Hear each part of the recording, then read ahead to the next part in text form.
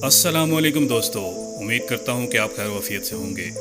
आज दुनिया खामोश है, लेकिन एक काफ़िला ऐसा है जो जुल्म की जंजीरें तोड़ने निकला है। ग्लोबल फ्लोटेला फ्रीडम मिशन, एक पुरअमन काफ़िला जो इमदादी सामान लेकर फ़लस्तीन की मज़लूम आवाम तक पहुँचने के लिए यूरोप से रवाना हुआ है। रेस्क्यू बोट आ चुकी हैं और 6 से 7 घंटे हम इधर ही हमने गुजारे हैं समुद्र के अंदर, और बहुत तूफ़ानी लहरें थी, लेकिन अल्हम्दुलिल्लाह ये वक्त गुजर गया और हमारी कश्ती का इंजन बिल्कुल तबाह हो चुका था और तूफ़ान की वजह से। ये आप सोलर प्लेट्स देख सकते हैं, ये सोलर प्लेट्स टूट चुकी हैं।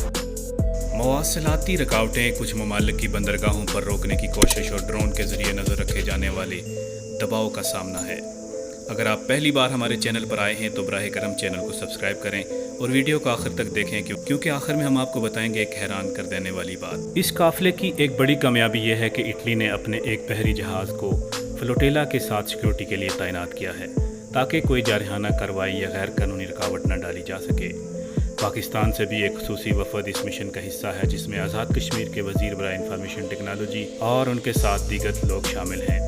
काफ़िला यूरोप से तुर्की, यूनान और दीगर बहरी हदूद को अबूर करता हुआ गज़ा की तरफ बढ़ रहा है, जहां इसराइली मुहासरे ने इंसानियत का गला घोंट रखा है। काफ़िले का मकसद न सिर्फ इमदाद पहुंचाना है, बल्कि दुनिया को ये पैगाम देना है कि जुल्म के ख़िलाफ़ आवाज़ बुलंद करना इंसानियत की ज़िम्मेदारी है।